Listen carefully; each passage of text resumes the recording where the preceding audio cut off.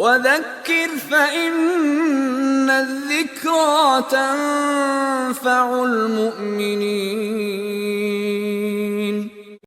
Okay, yeah.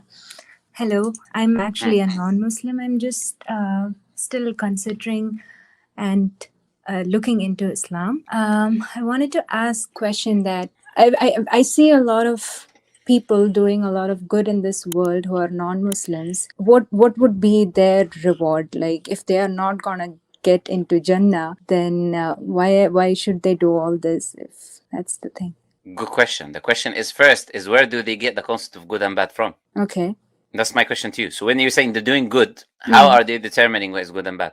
In general, like helping people out, staying away from, It's their subjective desires then. It's not what God, they're not doing it for this.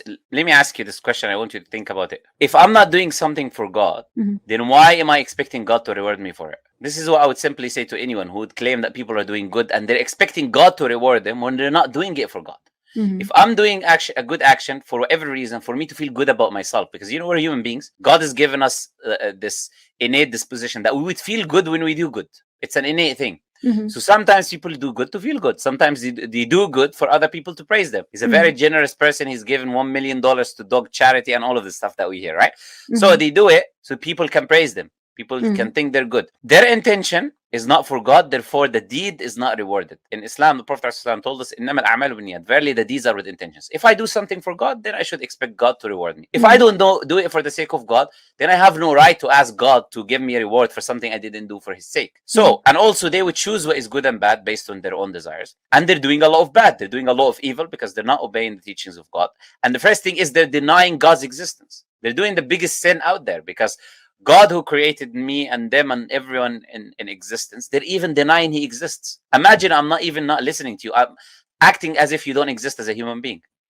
So what a bigger transgression a person can do towards God. But even so, because Allah Azza wa Jalla is a merciful God, he still rewards them in this life. So Allah rewards them in this life, not in the afterlife. So meaning if they give charity, Allah increases their money. He might give them good children. He might give them a good wife. So Allah can reward them in this life for the good that they do, even though they're not doing it for his sake. But in the afterlife, they didn't do anything for the afterlife, so they get nothing in the afterlife. Okay, the next question that I have is another follow-up question. So again, the reward is subjective and it's according to what we think is the reward. But if God actually wants someone to be on the right path and want to reward them, why not guide them to Islam or with the right path is? Wouldn't that be the greatest reward? What do you mean by guiding them? Do you mean force them to accept it? Not like force, robots? but at least, no. At least maybe giving them opportunities to understand this. So Allah Azza wa Jal, if this is what you mean, the answer is Allah Azza wa Jal does that with everyone. Allah says in the Qur'an that سَنُرِيهِمْ آيَاتِنَا فِي الْآفَاقِ. We will show them our signs within the horizon and within themselves until it's clear to them that this is the truth. So everyone will have an opportunity. If they didn't get the message delivered, then they have a different test on the Day of Judgment. They don't go to hellfire because they didn't get the message. But the people who will get the message, Allah says He will make the signs clear for them until they will know in their heart, they will recognize that this is the haqq, this is the truth. Okay? So it all depends on that. Whether the person is sincere to accept after God shows him the truth. Because he will have a chance where the truth is shown to him. He will have a chance where things are clarified. He will come across the situations where his questions are answered. Where people are offering him to invite him to Islam or to give him a Qur'an or to speak to him about God or to answer his questions. And I'm sure you know about this, but Muslims are very welcoming when it comes to talking about Islam. They're very welcoming to answer people's questions, right? Yeah. So Muslims have various channels on YouTube. They're answering people's questions, engaging with non-Muslims on a daily basis, right? So we are out there, we're trying to say the truth to everyone. So the truth is there. Everyone has a chance to hear the truth and listen to the truth. Question is if they accept it or not. It's their choice. Okay. Yeah. Thank you. So are you religious yourself? Do you believe in a creator or no? Yes, I am religious and I come from a very religious family. And so it is not, sometimes it's very difficult to, accept Islam because I also pray in a Christian manner. So I've started making my prayers more towards the Creator and to God so that there is guidance. But it's really hard to understand because there are things that are out of my control, and sometimes all all those situations just point me towards a Christian community, and I have to force myself to go and study Islam. When you say pray, how did Jesus pray according to the Bible? He has a prayer called Our Father. No, not the Heavenly Father prayer. Our Father in heaven, hallowed be thy name, thy kingdom come, thy will be done. No, how did he pray? This is what he told them to say, right? But how did he pray in the Garden of Gethsemane? By on his knees. No. That's what Catholics do, but it's not what he did. Yeah. Jesus prayed by falling on his face. Who prays by falling on his face? Muslims. Yes. According to Matthew chapter 26, if you have the Bible, Matthew 26, verse 39. Yeah. It says Jesus fell on his face and he prayed. He prayed all night to God in the Garden of Gethsemane to save him. So when he was praying alone, this is how he prayed. He fell on his face and he prayed like Muslims pray. So when you say, I pray like a Christian, if you want to imitate Jesus, you would pray like a Muslim prays. Okay. You wouldn't pray in a different way. Also, when you say you direct to God, yes, of course, God is one and you should direct to him. And Christians, even they would say God is one, but they don't really believe God is one. Which one who are you going to pray to? The Jesus or the Father or the Holy Spirit? You have to choose which name you're going to say. If you choose which name you're going to say, then they're not one, are they? They're not one God. You have to choose which one to pray to. And when you say there are things out of your control, I didn't understand that directs you to a Christian community. Okay, so basically, I have a job, so it's assigned based on. So I can give my available times, and they'll put me on shifts on various programs. And the 2 shifts that I've got are really Christian based, and there is a lot of other programs in the university that are not Christian based, and it's very rare to find a program that is Christian based, and I get assigned on that shift. And that is completely out of my control, and that is there, and that is one thing that confuses me. And my parents are also really religious, and when they tell me to pray a certain way, things happen that way. And as far as honor your father and mother goes, I'm still contemplating as to how much I'm supposed to obey them and where I can just stop doing that. But if when I'm obeying my parents, I get that reward. Okay, let me ask you this contradictory questions. When if your parents say to you, "Don't believe in Jesus," what are you gonna do? I'm not gonna listen. Okay, so there are boundaries in honoring your parents, right? Yeah. And I would say the boundary is when things are against God or when things are in line with what God taught.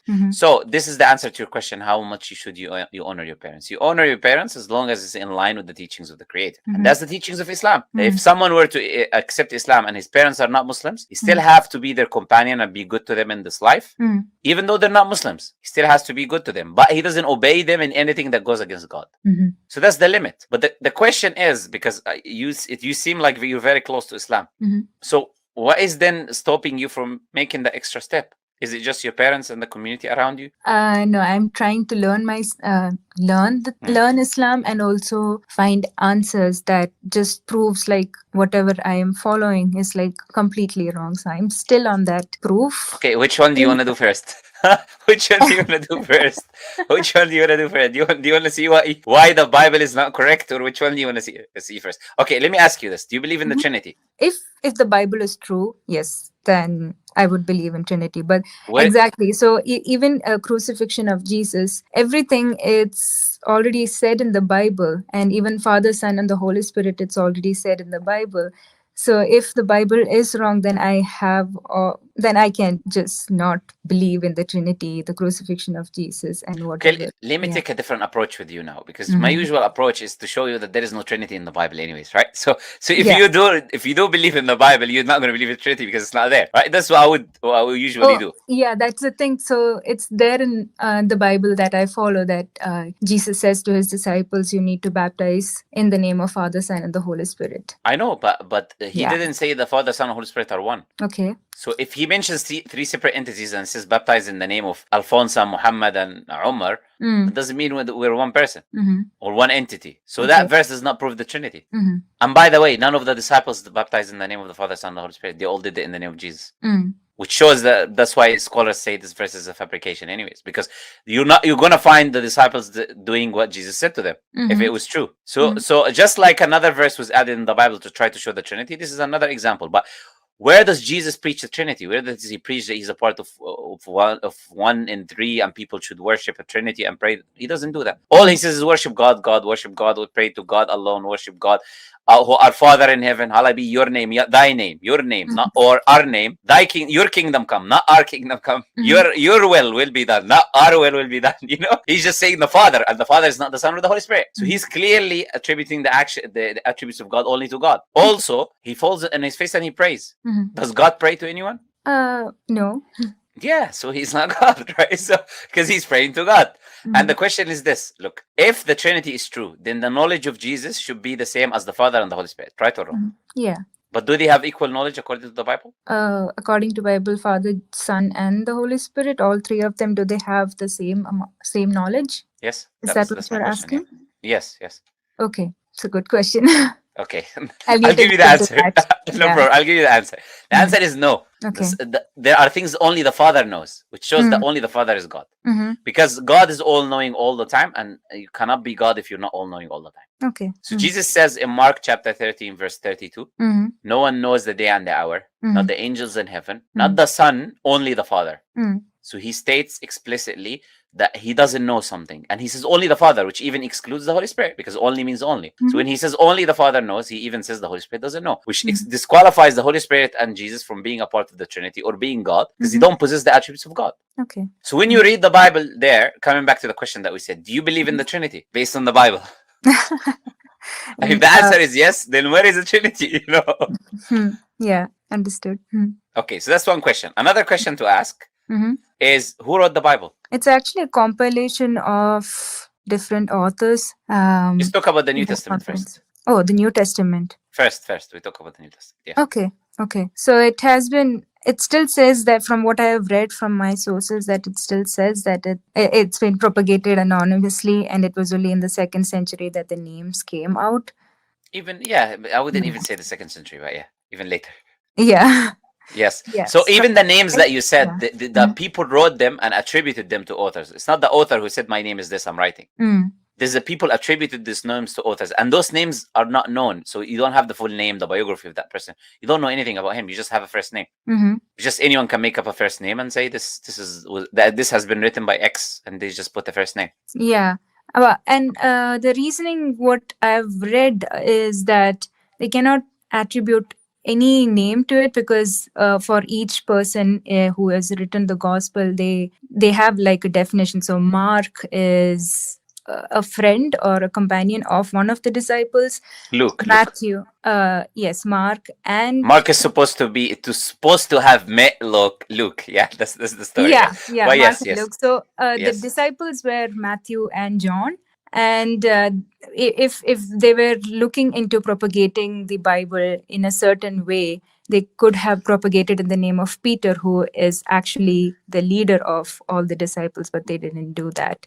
It's By the way, John, you know. Yeah. By the way, all of that is not accurate. But I like to do a steelman argument. So I will accept your premise, even though it's not true, but still tell you how it doesn't help. Even if we assume that the disciples, that Matthew was a disciple and he was following Jesus, and these writings how can you prove these writings trace back to them? All the writings you have, the full Bible, the full manuscript Bible that you have is 400 years, 350 something. This is the oldest, the Codex Sinaiticus. 1st century is nothing. 2nd century is a card called P52. This is big. That's what they have. So if you have nothing from how can you show that this information comes from them? When the biblical scholars will claim there's a copy of a copy of a copy of a copy of a copy, and we don't know who is copying what and what was being copied and what is being changed and what. So even if I assume this information is about the disciples, how can you prove it traces back to them? The only reason you believe these disciples exist is because of the writings, and the writings come later on. So they cannot be proof that those people existed. Yeah. Yeah, that's what I'm trying to figure out, to take my own time and read and understand where this actually came from and how it was compiled. Yeah. Okay. And look, the message of Islam is very simple. Like, the Yeah. message of Islam is very simple. Is that Allah sent prophets and messengers in the past. Jesus, Moses, Noah, Abraham, Adam, all of these prophets and messengers that you believe in, we believe. Yeah. We believe in all of the messengers of God, including Prophet Muhammad sallallahu alaihi wasallam, the last and final messenger. All of them, we believe in them. And that God is one, not 3 in 1, not 11 in 1. The same God that Abraham believed in, it was one. Yeah. It was not 3 in 1. Same God that Jesus prayed to, one. Same God that Moses worshipped, one God, right? That God is not 3 in 1, doesn't have children, doesn't have parents, doesn't have grandparents. We are the creation of God. Okay.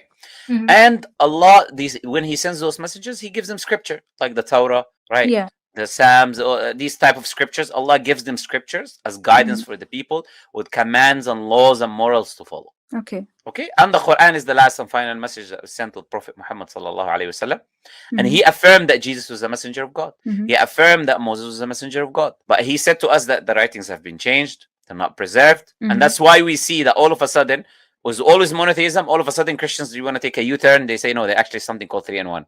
But Adam didn't know about that. Abraham didn't know about that. Moses didn't know about that. Adam was supposed to have spoken to God. He was not saying Father, Son, and Holy Spirit, right? He was not saying that. He was supposed to have met God, right? Spoke to God. So all of this idea comes way later on, 400 years later, invented by the church in the Council of Nicaea, Council of Constantinople. Doesn't exist in the Bible. Okay. So Islam is just bringing people back to the same monotheistic way of God. So do you have a copy of the Quran? Yeah, I do. Okay. Translation. So I think you're on the right path. I can see that you're coming close to the truth, and I will continue reading. And if you have any questions, and you're welcome to come on anytime. I'm happy to answer any questions you have. Do you have any other questions? No, I think it's time for you to go right to break the fast. That's very considerate of you. I appreciate it. Thank you. No Okay. problem. Okay, I'll let you go, inshallah. Next time you can come, ask any questions. You're welcome to come. Thank you very much. See Thank you. you.